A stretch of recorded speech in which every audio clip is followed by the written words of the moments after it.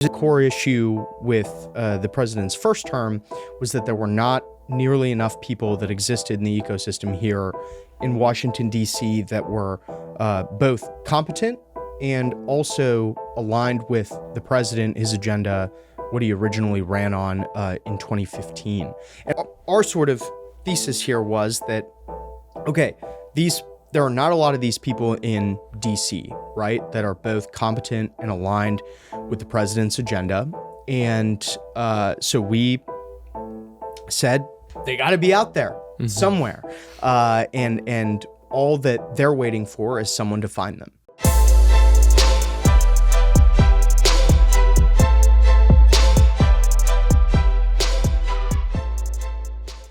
Thank you so much for tuning into the Signal Sitdown, but before we get to the interview, we'd love it if you'd hit that like and subscribe button on YouTube, Spotify, or wherever you may be joining us.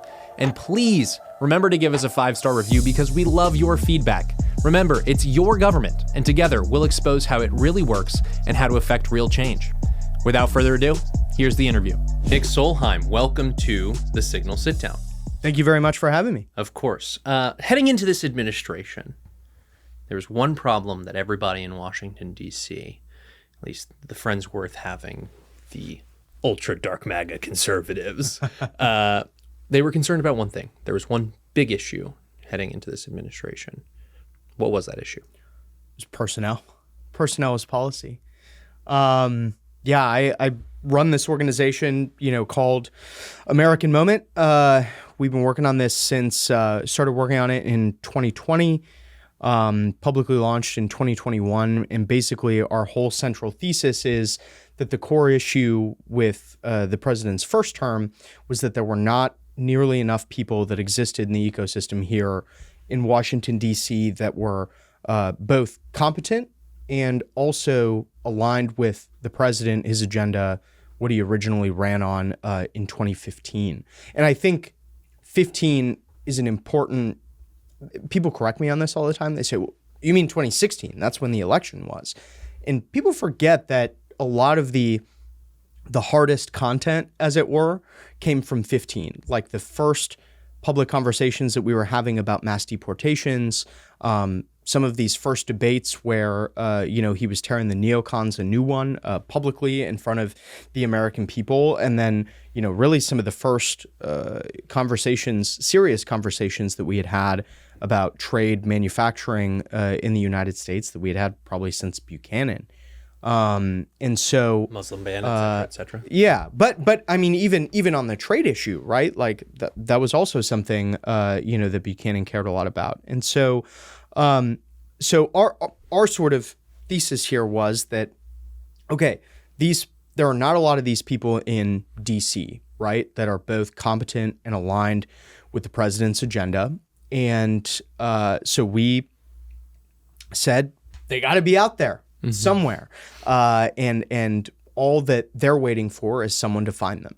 And so we basically spent all of 2020 building the plan for what would become AmCanon Moment. And then when we launched in February of 2021, we launched with one main program aside from our podcast, Moment of Truth. We launched with the Fellowship for American Statecraft. And what the plan is for the Fellowship for American Statecraft is there are a bunch of under-credentialed people out there that are highly undervalued. Like, have you ever seen the movie Moneyball? Mm-hmm. Just like that. Like, we are looking for guys who get on base. That's sort of the central tenet that we're looking for. So we bring these young people to DC, and we initially started off, paying them $3,000 a month. They would come to DC for 12 weeks over the summer. We'd place them in an internship 4 days a week, and then they'd spend all day on Friday with us learning from a lot of the experts who had served in the first term. There are so many of these fellowships that exist on, ideology and philosophy and those. Let me tell you about little platoons. Yeah, not to say that those things are not important, but we're pre-selecting for the ideology already. So what these guys are getting on Fridays is praxis. How do we actually do all this? Yes, we all agree that mass deportations must happen. Here's how. Here's the legal mechanism. Here's how practically it works on the ground. et cetera. So, and the goal of that program was by the end of the 12 weeks, we would be able to get people into their first time job. So we provide them with this sort of credential of having gone through this fellowship. And early on, nobody knew who we were. So that credential didn't mean much, but they had done something here in DC and had a way to get their foot in the door. So that was sort of the initial launch point, and every single success we've had since then has, blossomed out of that. And so if there were like a simple takeaway, from this about what American Moment actually does, is that we, identify, educate, and credential the next generation of junior staff. That is, legislative correspondents, staff assistants on the Hill, special and confidential assistants in the administration. Creating those is what we exist to do. Okay, so you mentioned the personnel problem off the top. And with your efforts to train the next generation of junior staffers, and hopefully they will be compensated and encouraged enough in this movement to continue moving up the ranks throughout their careers. But you suggest, from your business model, is that the personnel problem in the first administration was twofold. We focused so much on the top end of the personnel problem, the John Boltons in the room. Yeah. Right. We focus on failed cabinet secretaries and leakers at high levels or not so high levels in the example of Miles Taylor. But we talk That was about the example I was going to bring up. Yes, we talk about the high-level staffers, but we don't talk about the junior staffers enough. What is there a difference between the non-alignment with the upper echelons of the first Trump administration and the lower echelons of the first Trump administration? Well, so I think on the Miles Taylor point, actually, I think this is very interesting to note. Despite his insistence to the contrary, not a senior staffer. Like at best, like mid-level, not an extremely senior person by any means. But sort of the way that I think about this, as it relates to the administration, though this is also very prevalent on the Hill as well, is junior staff do everything. They do everything from, being the principal's gatekeeper, right? So who's allowed in the door, to scheduling meetings, to doing, briefings for those meetings, to, a lot of them, especially early on when we don't have as many people, through the process yet in the administration, they end up doing a lot of the policy work. Too. I had a very smart friend at the Department of Defense one time tell me that the easiest way to learn the way that the Pentagon works is to be a special assistant first, because you touch a little bit of everything. And the principals, the more senior level folks, like we're talking about, assistant secretaries, undersecretaries, et cetera, they don't necessarily get final say on who serves under them, but they get a lot of input.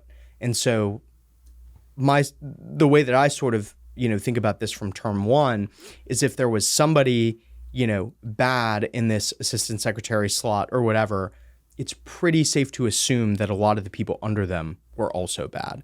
And I know for a fact from many conversations that the special assistants were actually where a lot of the leaking was coming from outside of the White House in the first term, particularly at DHS and some of the other high-level departments as well.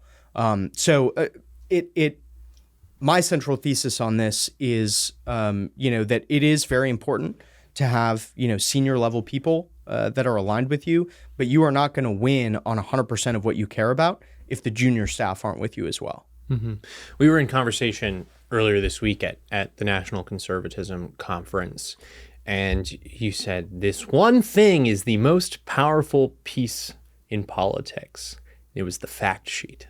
And I thought that was such a good way of summarizing not only how government works in praxis, but also just the way that information is still transmitted throughout government. I know that there's this massive modernization effort being undertaken by DOGE and others. But it is still the fact sheet that dominates, because you're dealing with high-level principals with so much responsibility, so much travel, and the fact sheet matters. Yeah. Yeah, and again, that's a dynamic that's super prevalent on the Hill as well. I hate to burst anyone's bubble, but 99% members of the House, the Senate, do not read those bills. Right? Some are courageous enough to tell you openly yes. that we're not able to read And there of this. are actually a select few that I'm not going to name check anybody in this, but there are a select few that I know personally who are actually very adamant about doing this, about going through the bill with staff and that sort of thing, which I think is great, and is actually probably like your responsibility, you know, if you're like elected to represent the people from your district or from your state. But really the sort of analysis of whether a bill or an amendment or whatever is good, bad, how you should vote on it, how people in your district feel about it, all of that is coming up to you through staff. Like, by and large, the member is not, you know, doing all that legwork, research, you know, going back to the district and like, I'm doing a really serious listening session on this issue. You know, like that sort of thing is not really happening on the ground by and large. Like 90% of that information that you need to know about the bill or the amendment or whatever, and what you should do about it comes from the people that work for you. Mm-hmm. And so if the people that work for you are bad and they're not aligned with your worldview, or, you know, in the administration's case, the president's worldview or the secretary's worldview or whatever, all the way down to like the deputy assistant secretary's worldview, you're going to have a bad time. Yeah, you're going to have a bad time. And it's one of the things that, you know, yet another thing that West Wing, the show, ruined about American politics. Never watched West Wing. Never watched West Wing? And I am as a badge of honor. I am going to maintain that. Good show. Good show, not going to lie. Good show. But it's like you see the scenes of these Senate or House committee rooms, and they're so beautiful. And it's like you actually go to Capitol Hill, and like some of them are pretty, but most of them are pretty bland. You see the staffers from Capitol Hill coming to the White House, interacting with White House staffers, etc. It's completely distorted the reality in Washington, D.C., where all of these characters on West Wing and other shows like it are 30s, 40s.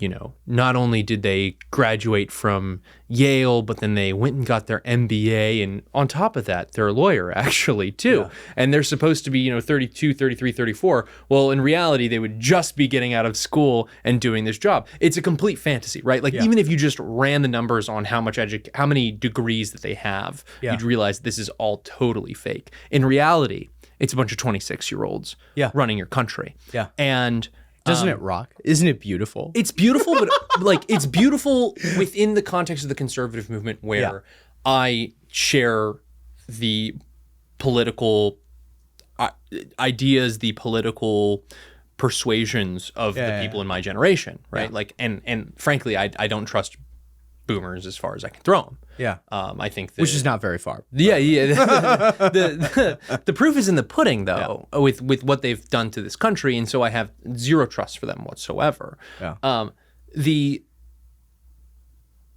There is a part of me, though, that is scared of a country of the greatest republic of all time run by 26-year-olds. But it's always been like that, though. Yeah. It's like you know, go back to all the signers of the Declaration of Independence, right? Like, by and large, a lot of them were in their 20s, which was different because when you were in your 30s, you were like old, you know, and about to die. But like, men do have this capability, you know, to be high-level operators and decision makers from a young age. Like, that is I actually think it's probably bad that you know, we look down upon that now. But it does come as a shock whenever you bring it up to somebody back at home and say, like, hey, totally. Did you know that your country is run by a bunch of 26-year-olds? They go, what do you mean? I thought it was Sam Seaborn, played by Rob Lowe in The West Wing. You know, he's in his mid-30s. He's a speechwriter for the president, and he's, you know, uber credentialed elite mind. No, that's a fantasy. Yeah. Dispatch with that. It's 26-year-olds running your country. How do you feel about that? And their first reaction is, the one that I sympathize with sometimes, which is a little bit of nervousness and skepticism. Yeah. Right. And I don't think that's completely unfounded. You're right. It has always been like that to a certain extent. The problem in the modern era of politics is all of this has kind of been longhouse and bureaucratized and feminized to where these young men who do have this capability are stripped of that capability, whether that's through the education system or the jobs that they actually end up in, right? And it turns into,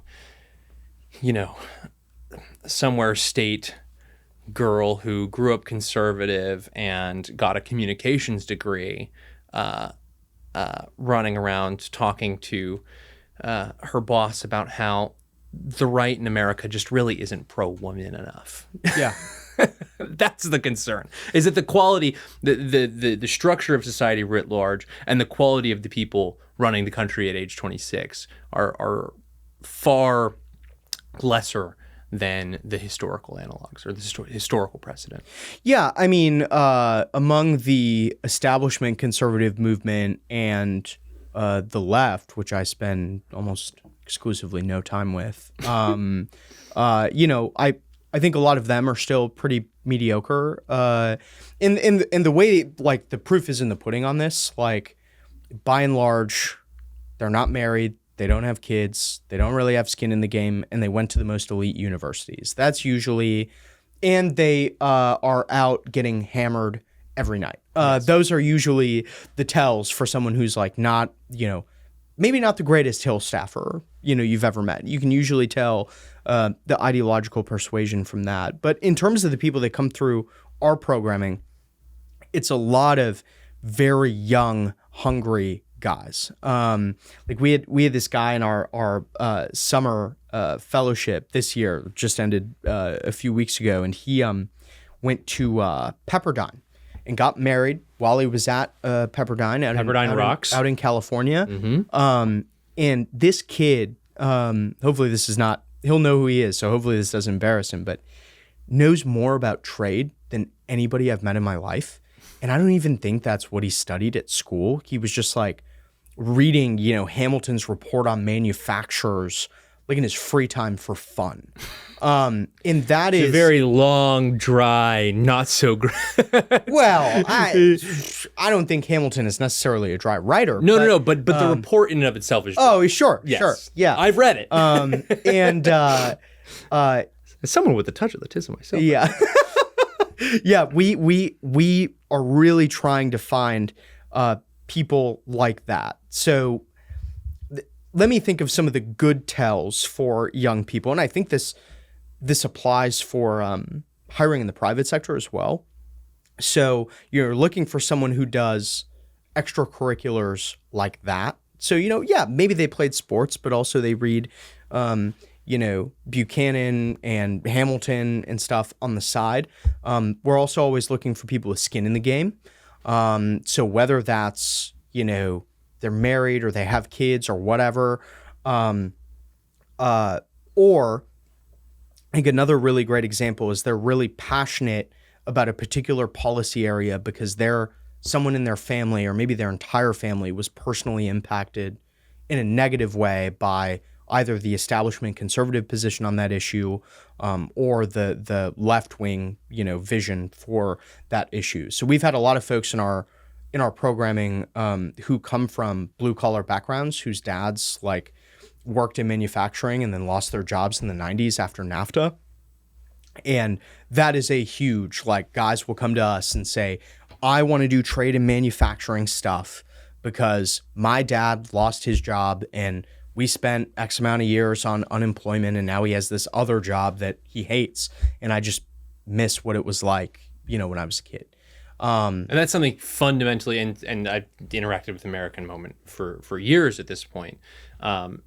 That's something fundamentally different about your guys' institution, your guys' effort to credential and place this next generation of conservative staffers, replace all those bad 26-year-olds with good 26-year-olds, is you don't care where they went to college. Yeah. And in fact, you guys are setting up, you've set up the institution, you've set up your programming to encourage non-college educated heartland people to take a massive leap of faith and come to Washington, D.C. Yeah.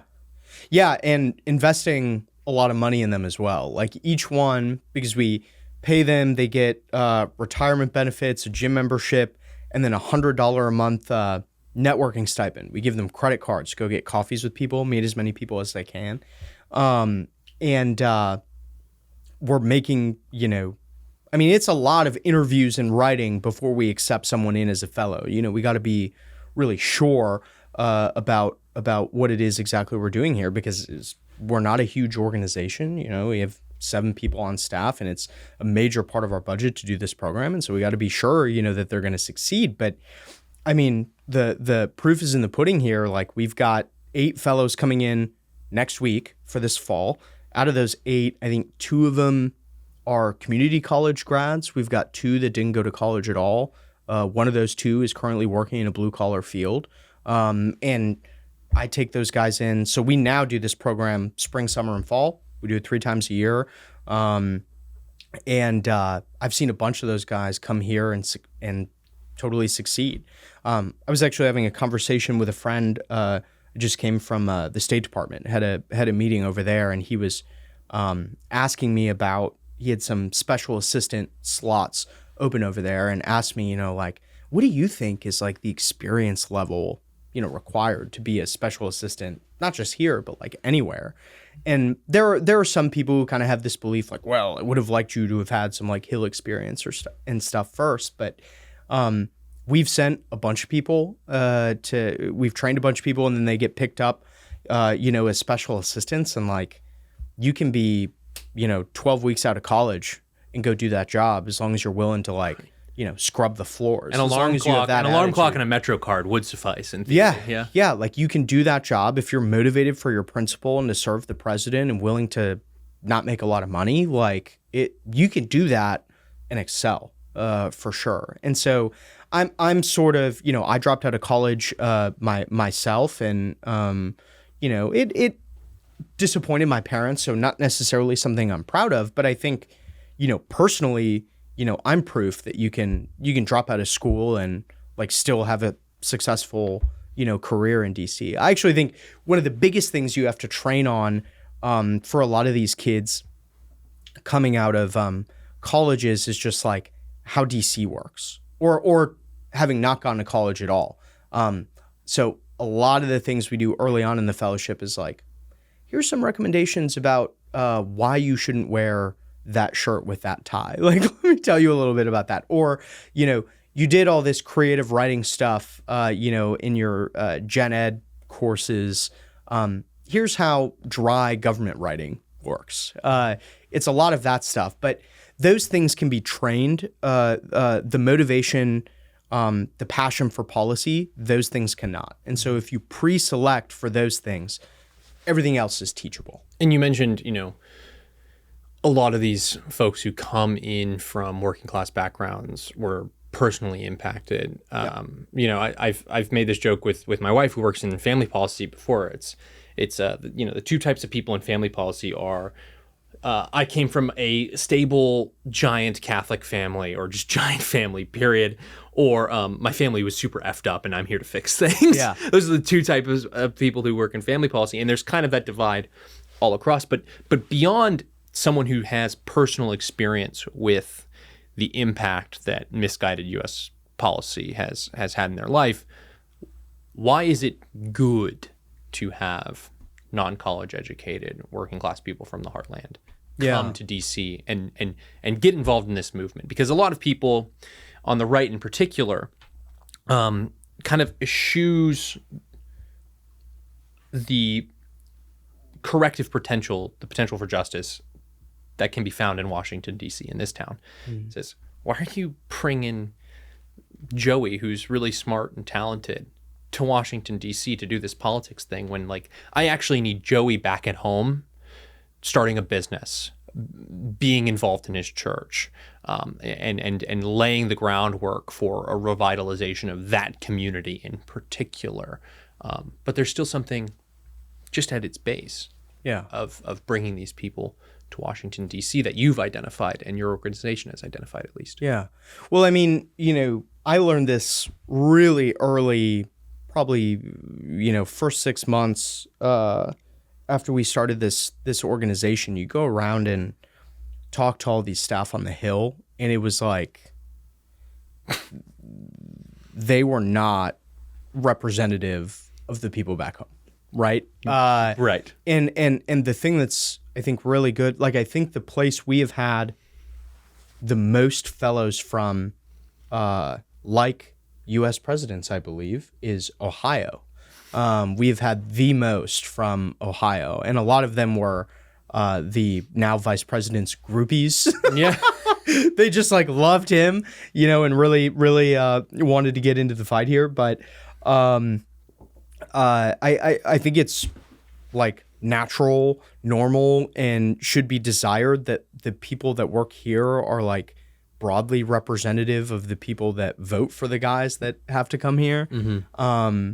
I think that's a good thing. There's the whole, like, obviously we all know a lot of these Ivy League universities, a lot of the state schools are like indoctrination chambers, so you can short circuit that by picking people who by and large don't come from those places. Now, I will say we have had, actually, some of these places like Harvard and Yale have very strong now, like in the last year or two, have developed a very strong like college Republican chapter.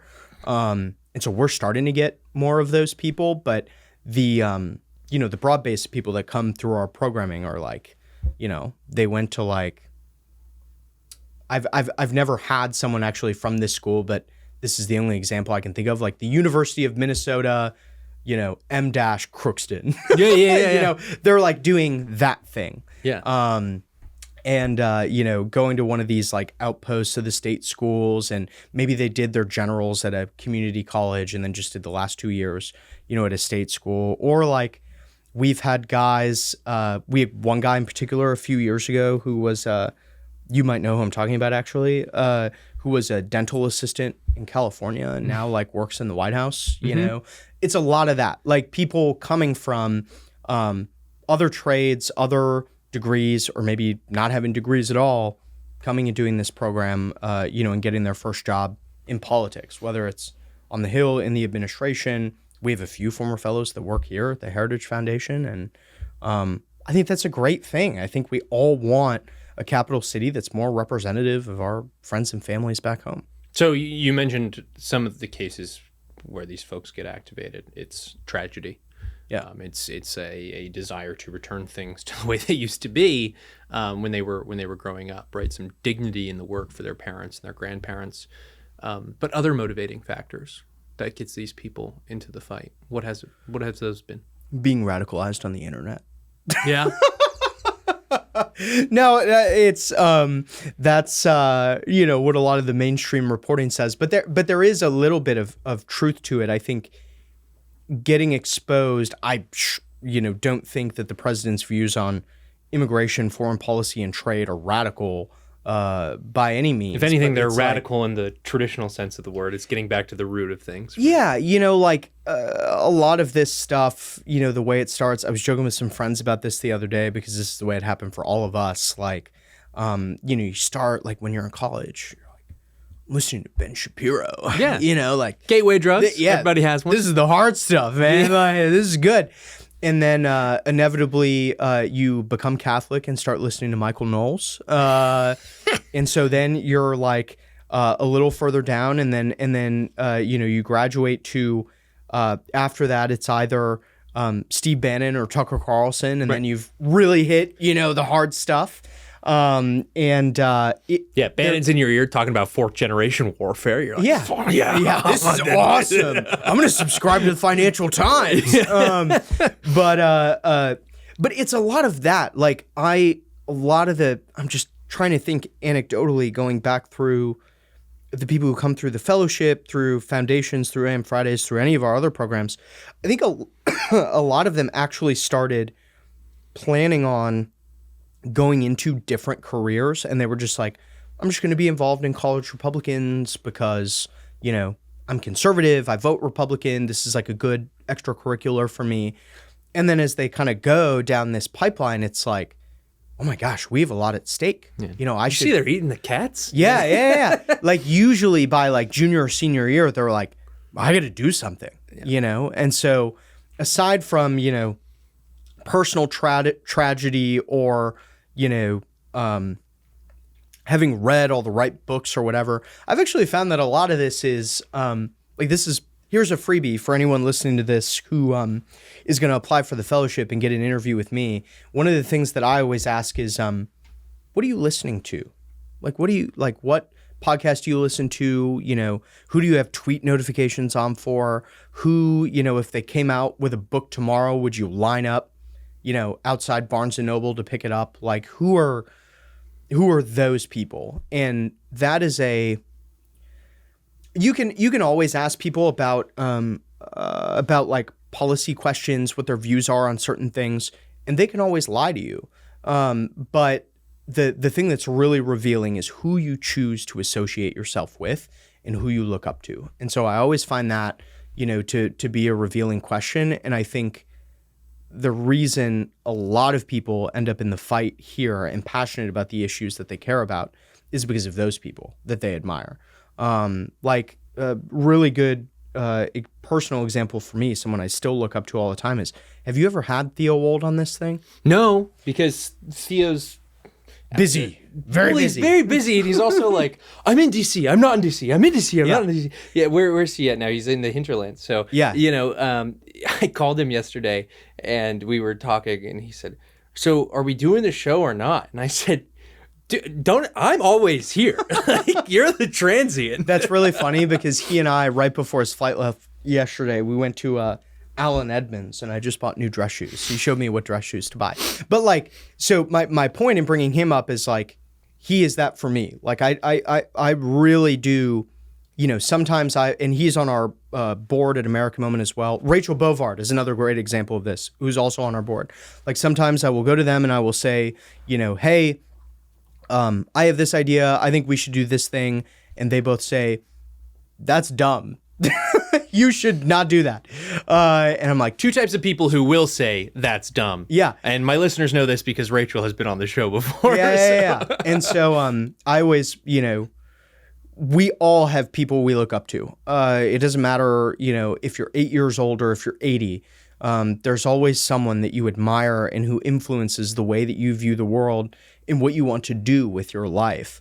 And so that, sorry to get off on a tangent about this, but that is a very revealing thing throughout the interview processes, who that person is for these people. Well, and it's good, I think it's a good tangent to go on because they're not slaves of the moment, right? Mm-hmm. This is not a group of people who have been so energized by Trump himself that they're just going to leave as soon as he's gone. Yeah.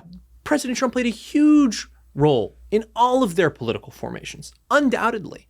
But those hoping, the enemies of the movement right now, hoping that this is going to be a flash in the pan, and those enemies are on the left and on the right, are going to be very sorry when the good 26-year-olds are running the government as 30-year-olds and 34-year-olds totally agree. And 38-year-olds. This is actually some very deep American Moment lore. The first public thing we ever did that Sarab and Jake, my co-founders at American Moment, and I all did together before we launched American Moment. Do you remember this? Do you know what I'm about to say? I don't know what you're about So to say. we after the election was certified in 20, Sarab had written up this whole statement. It was maybe 500 or 600 words. And the title of it was, "We Will Not Go Back." And basically what the statement said was, despite the way things have gone, this is not over. You are not getting President Mike Pence in 2024. That is so beyond, you guys don't know what's coming. Yeah. You know? And so we signed it, all three of us, and just put it out on Twitter. And we had, you could like sign it. I remember this. You guys you racked it up. It was like first name, last name, email. And we actually had, it was funny, at the bottom, the color scheme and the logo were totally different than what we ended up going with. The shield. It was the shield. It was the little red and blue shield at the bottom. But I thought we were going to have like maybe 100 people sign it. And, it would be like some of our cool buddies, that sort of thing. We had, I think it was 6,000 people sign it in 48 hours. And many of those people went on to become, American Moment Fellows or people that we brought here and placed in their first job. And that is actually, I think we met at least 2 of our employees, our future employees, through putting that statement out. So there really is, a lot of excitement about this. And I don't think there's any sense in which we like go back to like John McCain, George W. Bush. Neoconservatism is dead. Yeah. A difference in how you need to train people for legislative activity and executive activity. Yeah. And of course, coming off of 2020, the plan is get people into the executive branch. But your holding chamber or your incubation chamber is the legislative branch. It's nonprofit organizations. Explain to our viewers at home who don't live in this town, by the grace of God, that jump, right? And the surge. How you jump from the Hill to the executive branch? If you jump from the Hill to the executive branch, nonprofits to the executive branch, the surge of people that come into Washington, D.C. when there is a change in power. How many people you have to place in an administration? Yeah, so I mean, I think American Moment is a really good example. So we had 7 people on January 19th, and then on January 20th, we went down to 2 full-time and 1 part-time. And that is for staff. For our staff. Like our internal staff that is managing, all this identifying, educating, credentialing. And that is pretty much across the whole, actually based, nonprofit ecosystem. I doubt this is happening at AEI, right? But here, I know it's the case at, CPI, CRA, America First Legal, all of these organizations have incubated a lot of very desirable talent. And so a lot of them get picked up to go into the administration. And the same thing happens on the Hill, although on the Hill, it's much larger scale, right? Because there's thousands of Republican staff on the Hill. And so the Hill we actually spent a lot of time in the first 2 or 3 months, making personnel recommendations, to our friends in the administration, but also an equivalent amount on the Hill because they were losing all their good people. And the thing that was actually really good about that is I think it allowed for a lot of quicker accelerations of careers than would have otherwise happened. So there were a fair few, LCs, legislative correspondents in our, I suppose I should probably actually explain how one of these offices works. So you have staff assistants, which are on very bottom. They answer the phones. They do, Capitol tours, that sort of thing. You have legislative correspondents who also do a lot of that stuff, but then they also write form letters back to constituents, handle constituent issues, that sort of thing. And then you get up into, and usually they're segmented into particular policy areas depending on the office. And then those people graduate up into LAs, legislative assistants, who now were actually getting into doing policy stuff. And then you have the legislative director and you have the comms team and all of that. And those kind of vary and by office. And then you have the chief of staff. And so we had a lot of people who were like staff assistants or LCs who had been doing that for 5 or 6 months, who got promoted up into being LAs. And normally that is like if you start as a staff assistant, that is a couple year process. It's 2 to 3 years, and on Capitol Hill, that's an eternity. Yeah. And that's what some people that who don't live in Washington, D.C., who aren't involved in the political industry, don't understand. Yeah. Where if you're stuck in the same job for 4 or 5 years and you're in a congressional office, that's a long time to be there. Yeah. Whereas in corporate America, that's nothing. Right. It's like you're not even fully vested. What are you talking about? Yeah. No, 100%. So yeah, there was a lot of like rapid career acceleration happening there, which I think is selfishly is a very good thing, because I think the people that we're bringing in are uniquely capable and uniquely hardworking, to be able to step into doing some of those jobs. And sure, there's a learning curve, right? Going from, being an LC for 6 months to like suddenly being in LA. But again, these are the guys that are like reading the report on manufacturers under the bed sheets with a flashlight. So, they're I think uniquely equipped to handle it.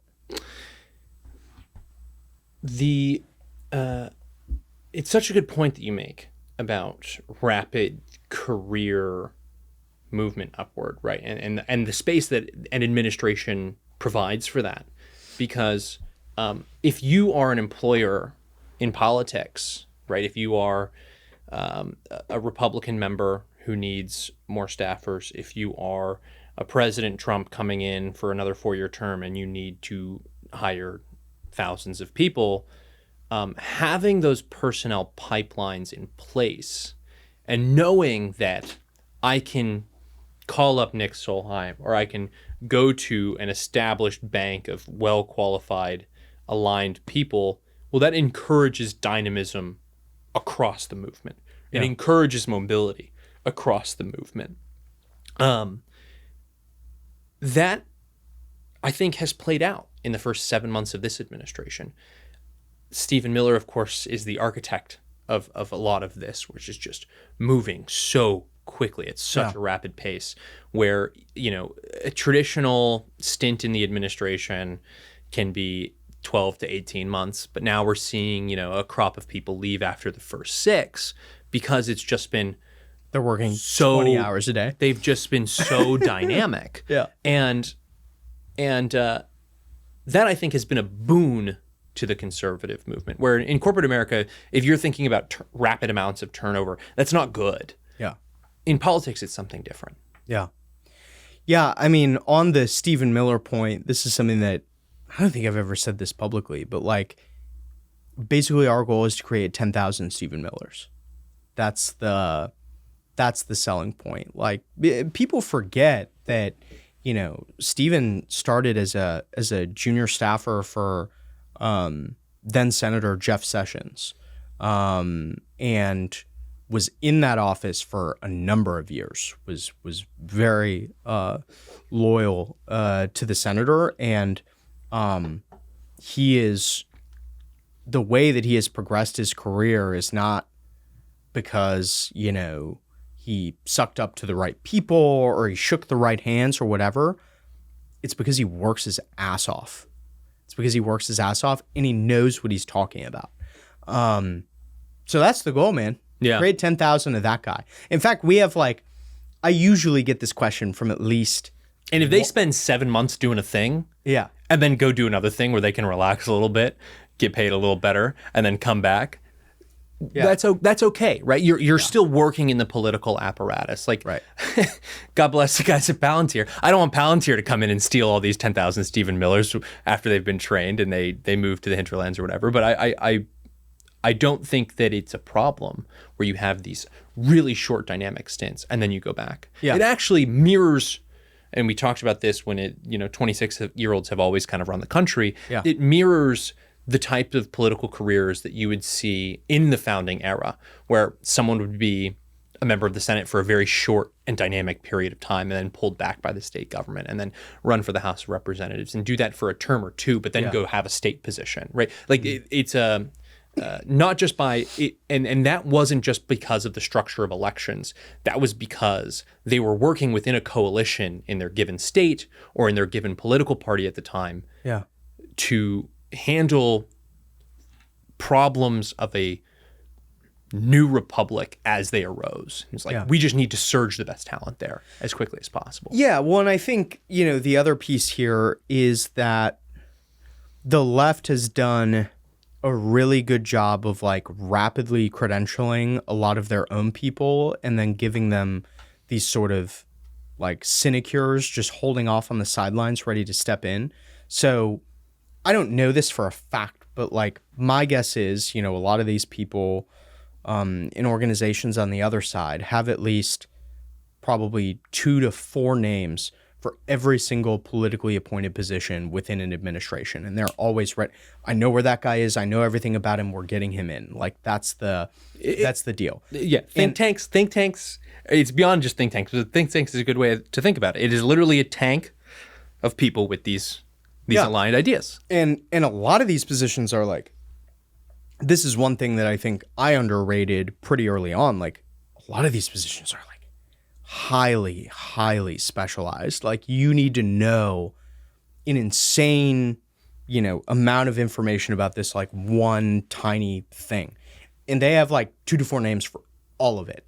And one of the things that, and I think there's a mixed experience. Like some people are leaving after 6 months, but I also talked to a bunch of people who are like, I'm doing all 4 years. I'm in. I don't care about the money.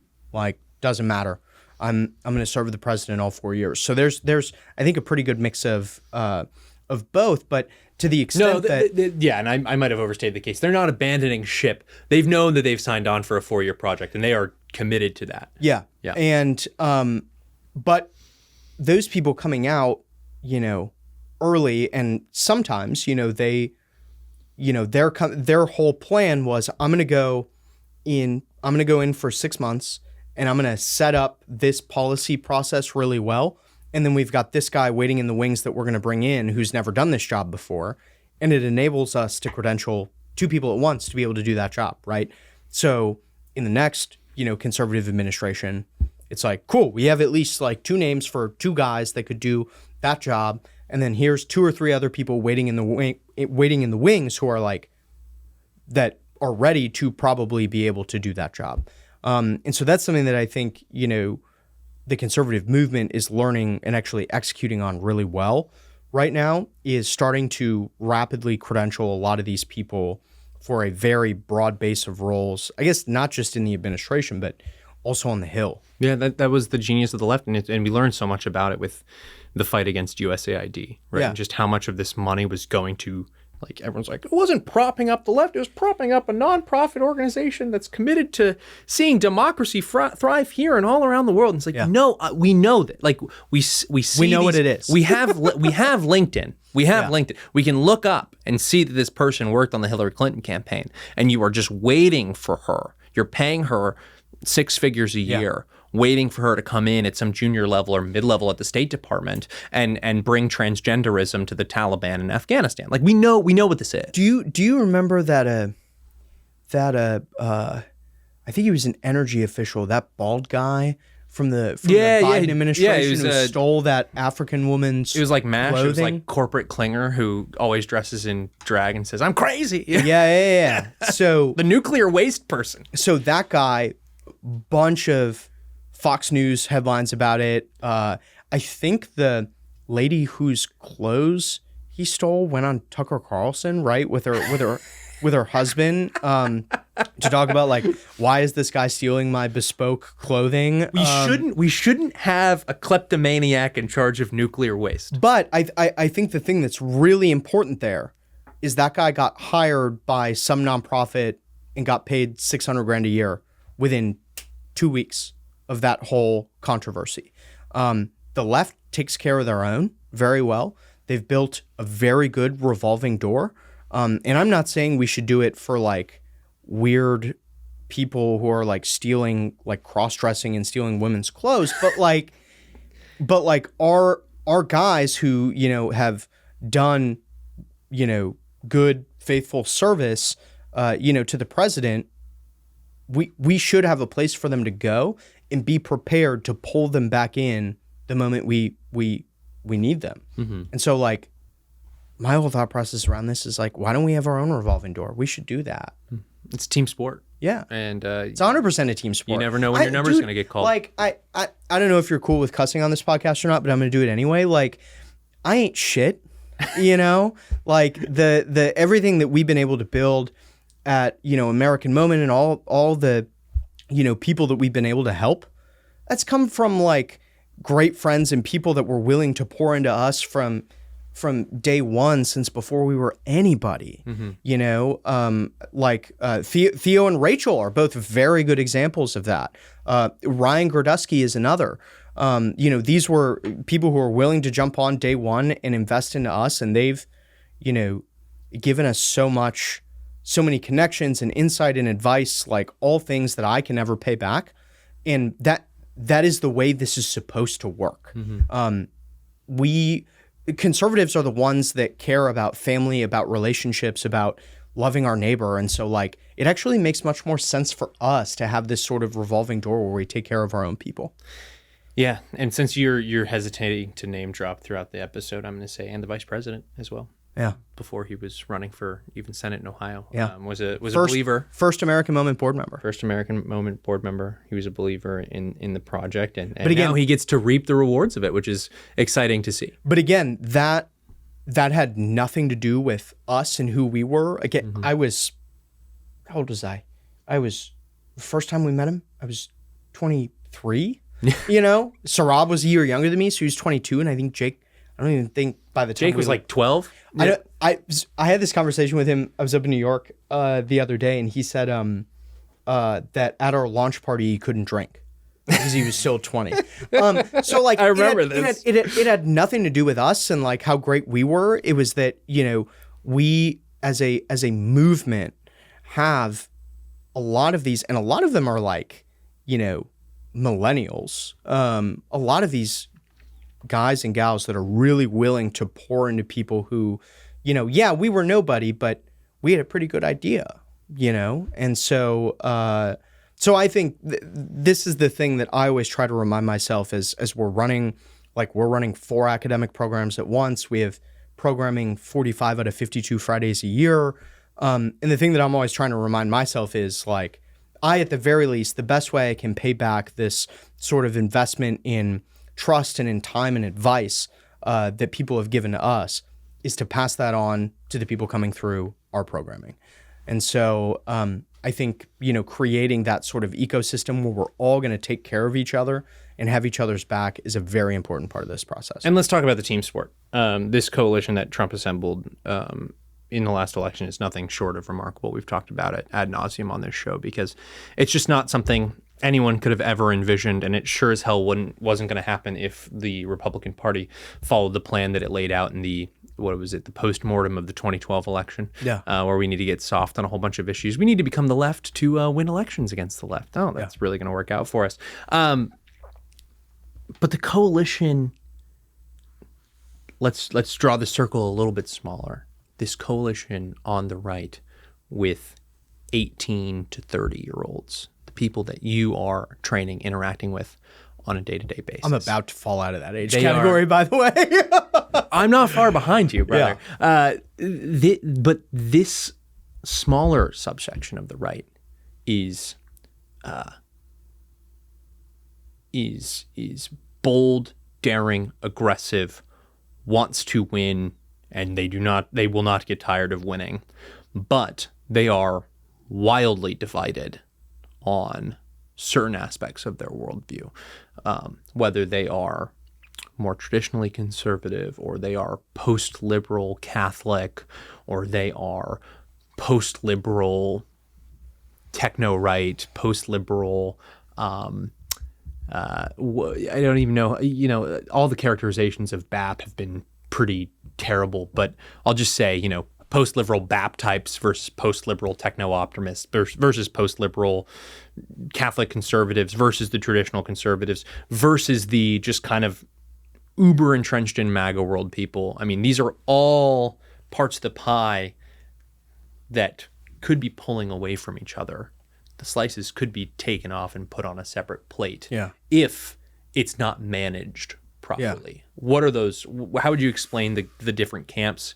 What are the forces keeping them together, and what are the forces that could pull them apart? Yeah, well, I mean, I think you've done a pretty good job, talking about the different factions there and sort of what their ideological worldview is. I think there are a few things that I would say. One would be that I think it's way too early to start pulling at those loose strings, right? Like, all of this is actually relatively new and has specifically gotten a lot stronger in the last 5 years.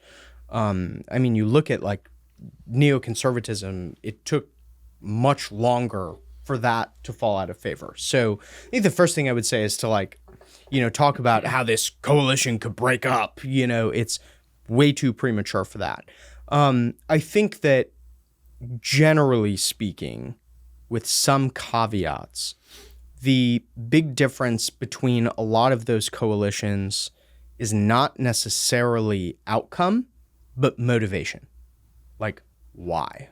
Why do you, feel this way about this particular, issue, which I think is fine. As long as the policy outcomes are aligned, we can be co-belligerents, on those issues. I mean, even all the way down to the micro, Catholics versus Protestants, right? Like, we're going to be aligned on 99% of policy outcomes. If we want to fight over the 1% when we've won on everything else, fine. But really what we want to do is we want to win on 99% of those issues. And then to the extent that there is some difference in, policy outcomes. So I think like the H-1B visa program is a good example. I think everyone should learn, and I say this, frequently to a lot of our young people, to have a little grace for one another. I think not having a big tent is good when it comes to people who disagree on the majority of the policy outcomes. I do not think that we should be having, Dick Cheney lovers, there's basically nothing in that worldview that has anything in common with me. So I feel pretty good about that being, outside of the tent. But I think people need to learn to have a little more grace with one another on, the example that I always give, we have this list of 10 priorities on our website. And when fellows start to get into a heated, disagreement about something, I'm like, I'm going to remind you that you agree on 9 of the 10 things, out of our priorities here. And actually you guys don't disagree with this priority. You just disagree with this one little niche policy outcome. I'm going to give you some advice. Get over it. Mm-hmm. There's no need to kick this guy out of the tent. Now there's always, a bit of shaving that happens, after you win a big victory or suffer, a big loss. That sort of thing is always going to happen. But I think there are a lot of people in this administration who have brought a lot of factions together. There's a very good speech. I would encourage a lot of people to listen to it, that the vice president made at the American Dynamism Summit. I think it was February of this year or something ago. Yeah, I was on pool with him. And gave a very good speech on how, very conservative Christians and, a lot of the tech people who may not necessarily hold the same views or motivations on these things can work together on the core set of issues that we agree on. And I think a lot of the members of the cabinet actually have, sort of a foot in each world, or at the very least have good relationships with people in both. So the overarching thing that I would say is it's way too early for something like this to break apart, and everybody just needs to learn to not be a jerk and just have a little bit of grace for one another. One of my mentors, Harmeet Dillon, when I was in college, she told me, young conservatives or young politicos are like baby snakes. And what she meant by that is kind of an old wives' tale, that baby snakes, when they bite you, they inject, if they're venomous, they inject way too much venom because they haven't learned how to control how much venom is going to kill something. That's very wise advice. And she said, and that's how young politicos operate. Like you see, silly little stories coming out of your college newspaper about how this one college elected to student government person, his life and his on campus has been destroyed because a group of mean people or of mean girls have decided that they're going to come down like a ton of bricks on this other student body representative. And it's like, gosh, you don't realize like this is going to be on Google for forever, but no one actually cares. Nobody cares. Well, and this is sort of like a central thesis of us being conservatives is we're not Bolsheviks. Like I'm not going to exile you to Mexico and then kill you later. That's like that's not what we do. We take care of our own people. Now, again, like you're always going to want to monitor your flanks, right? Like there are going to be people who they're going to start falling into, they only agree with you on 2 or 3 out of the 10 things. And then, okay, yes, we should have a serious conversation about that.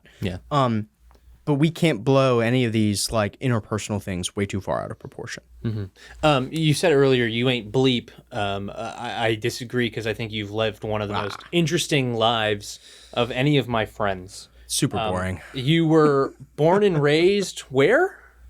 So it's even more complicated than that. I was born in my dad enlisted in the Marine Corps at 17. And so I was born while he was stationed at Camp Pendleton. So lived in California. I don't remember it at all. So I was only there for like 1.5 years or 2 years. And then we moved back to Minnesota. I lived in Minnesota for about 10 years. Then my parents became missionaries to Honduras when I was 10. Okay. So lived in Honduras for 8 years. Yeah, lived in Honduras for 8 years. And what did you do while you were in Honduras?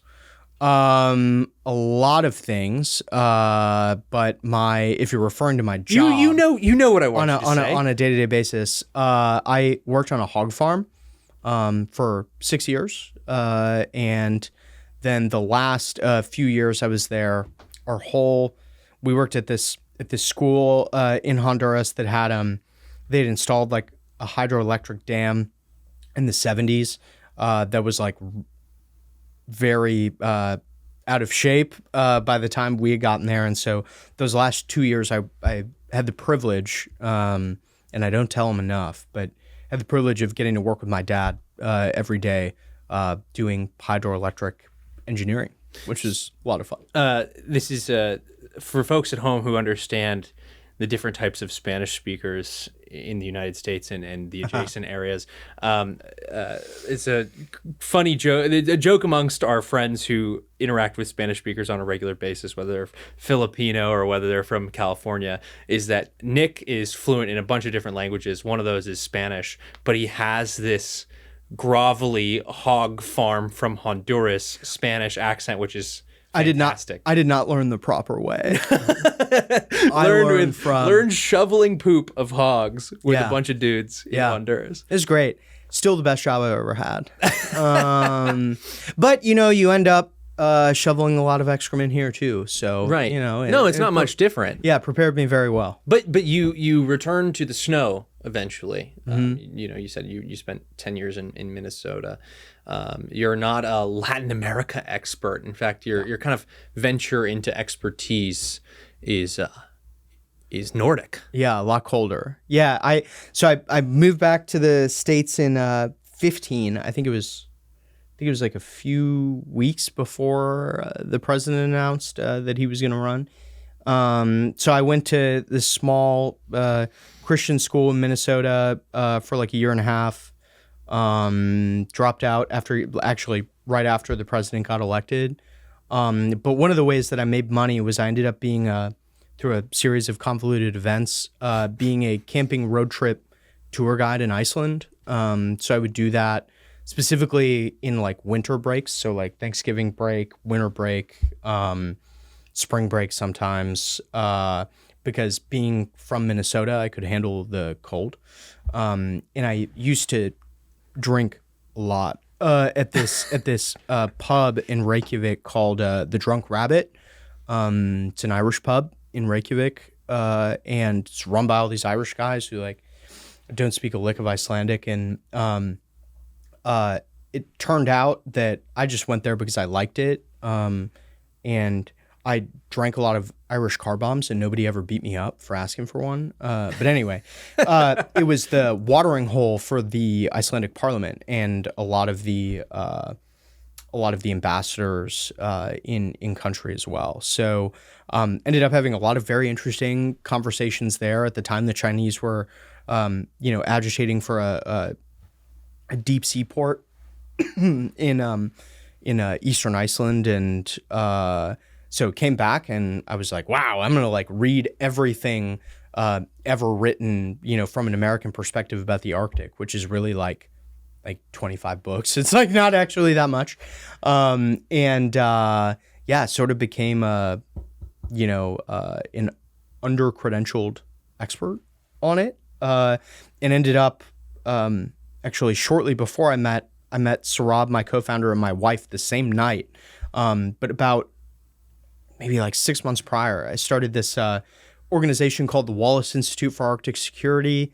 And basically what I was doing was I was advocating for, an increased American presence and investment in the Arctic, and led to a lot of really cool experiences. Like during COVID, I ended up co-hosting a briefing with then House Foreign Affairs Committee Chairman Engel, who was a Democrat. And it was the first briefing they had hosted on the Arctic in like 35 years. Like just nobody talked about it.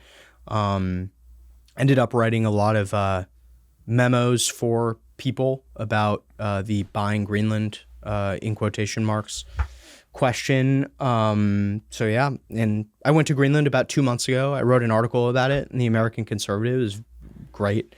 Really great experience. But yeah, been moonlighting as the Right's Arctic expert for the last couple of years. So this is what I want to get to is nobody talked about it, and now all of a sudden it's crucially important. I know, I picked a really good time. You did pick a really good time to get into this. If you picked this 40 years ago, you would have had a very lonely existence. Yeah. But now with the technological and energy demands of the golden age and this upcoming or partially already here age of artificial intelligence, it's very important. The Chinese know this. The Americans know this, and there is a hot contestation. Hot is the wrong word because that seems like it's kinetic warfare. But there is a growing contest over control of or influence in the Arctic. Why is the Arctic so important? Yeah, there are so many reasons, but I think one of the really interesting things that people don't know a lot about. So we know that,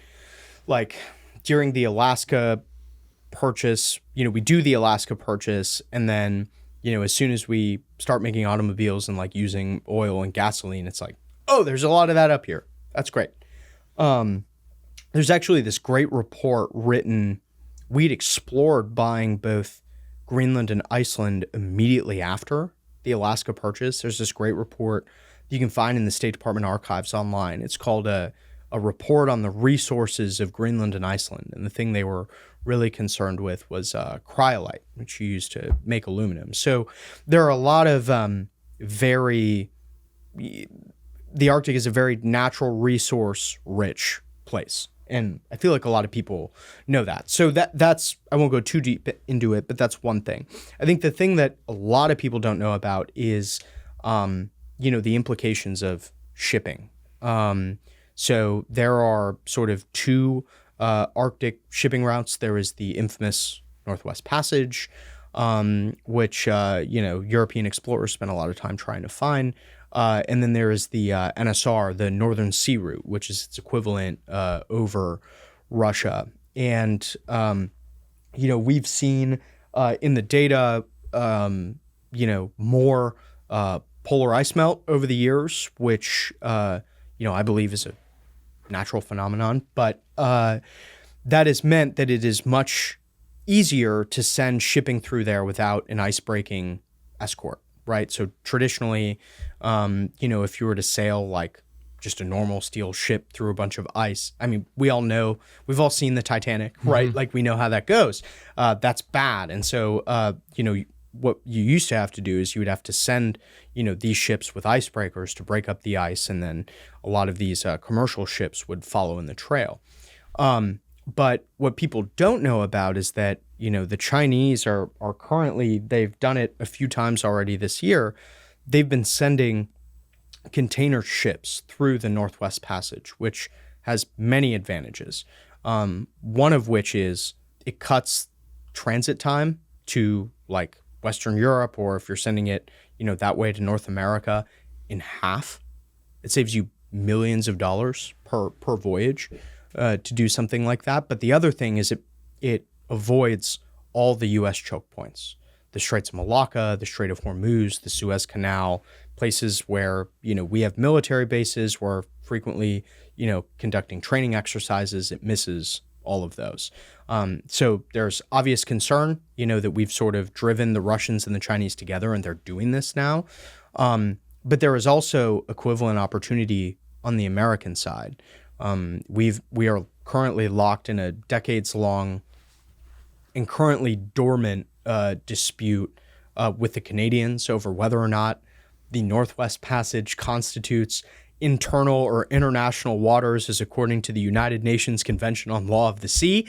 But if we were able to resolve that in our favor, we could do the same thing. And it cuts actually more time.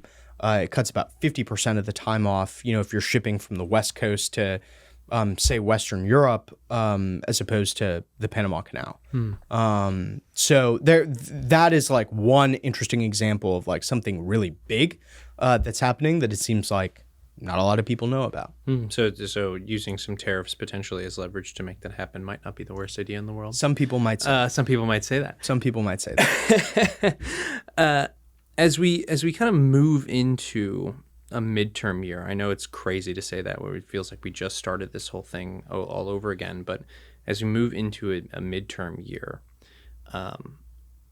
there is going to be a lot of questions asked about the aggressiveness of the administration so far. And you can already see this from members on Capitol Hill. Chill out, guys. I have an election to win. And if I don't win this election, you're not going to have me around to give you the thumbs up on your legislative priorities. Much less that they only passed one big, beautiful bill. Yeah. And the other ones are and they're not confirming quickly enough most of the president's appointees. But, of course, all of these all of these problems that we have with Congress as it's currently constituted, there's going to be calls for the administration to slow down. What should the administration's response be? What should the response be from these 26-year-olds all across government making the fact sheets? I mean, look, I'll add this caveat on the front end. I'm not in the business of politics. I don't do campaign stuff. I don't do any of that. I don't do polling. None of that is my area of expertise. But, the thing that I would remind any members who may be saying something like that, who are the only two people who got elected nationally based on what they were promising to do that they are now doing? Maybe you should take a cue from those guys. Nick Solheim, thank you for coming on the Signal Sitdown. Thank you.